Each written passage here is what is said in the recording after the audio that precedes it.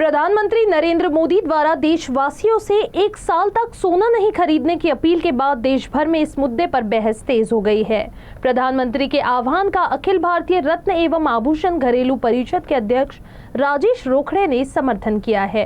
रोकड़े ने कहा कि युद्ध के समय बनी परिस्थितियों को देखते हुए यह करना जरूरी है। हालांकि रोकड़े ने यह भी कहा कि देश में सोने की बिक्री पूरी तरह बंद होना संभव नहीं है। उन्होंने यह भी कहा कि इस उद्योग से 1 करोड़ से ज्यादा लोगों का रोजगार जुड़ा है। ऐसे में सोने की बिक्री प्रभावित होने पर लाखों परिवारों के सामने रोजगार का संकट खड़ा हो सकता है।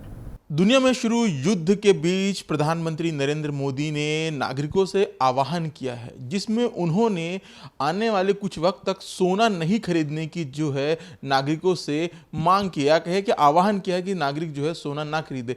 इसी मुद्दे पर हमारे साथ बातचीत करने के लिए all India James and Jewellery Domestic council के अध्यक्ष राजेश रोकड़े सर है।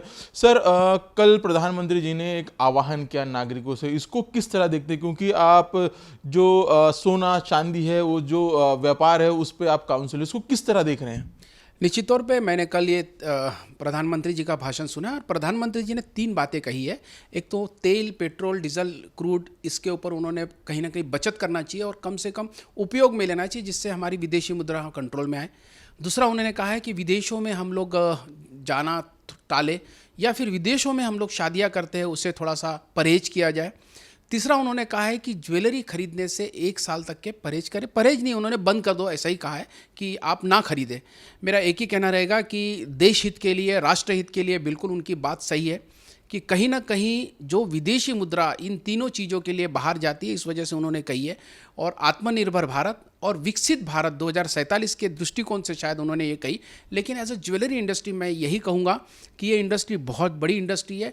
60 लाख कारागिर इस इंडस्ट्री में काम करते हैं। 40 लाख से 50 लाख डायरेक्टली एम्प्लॉय करके इस दुकानों में as a salesman, sales girl के तहत काम करते हैं। साथ ही साथ इस इंडस्ट्री में ऐसी बहुत सारी डिपेंडेंट इंडस्ट्री है। अगर मैं उदाहरण के तौर पे इसे देखता हूँ तो एडवर्टाइजमेंट इंडस्ट्री है, यूनिफॉर्म इंडस्ट्री है, इंश्योरेंस इंडस्ट्री है, लॉजिस्टिक इंडस्ट्री है, पैकेजिंग इंडस्ट्री है। ऐसे बहुत सारी 20 से ज़्यादा इंडस्ट्रीज़, कहीं ना कहीं इस इंडस्ट्री पे भी इसका इम्पैक्ट आएगा। और सबसे बड़ी बात, इस इंडस्ट्री से करीब करीब हमारे जीडीपी में 7% का योगदान, एक बड़ा फिगर इस इंडस्ट्री में हम लोग देते हैं। तो एकदम से इसे बंद कर देना या ज्वेलरी पे नहीं खरीदना, ऐसा डिमांड कहीं ना कहीं इस इंडस्ट्री को पूरी तरह से ख़त्म कर देगा।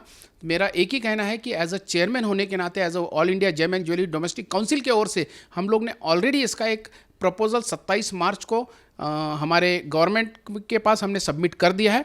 और गोल्ड मोनेटाइजेशन स्कीम हमने सरकार के सामने प्रस्तावित कर दी है, जिससे कि जो 700 टन के आसपास जो गोल्ड इंपोर्ट होता है पूरे 1 साल में, उसे हम 100-150 टन पे कैसा ला सकते हैं। और इसका पूरा एंड टू एंड सॉल्यूशन, इसका इकोसिस्टम सही ढंग से रहे, इसका एक बड़ी लॉ फॉर्म के माध्यम से हम लोग ने इसकी पूरी जो बारीकियाँ है वो पूरी रेडी करके हम लोग ने सरकार के पास सौंप दी है। मेरा एक ही कहना रहेगा, प्रधानमंत्री जी ने केवल 1 साल परहेज करने के लिए कहा है।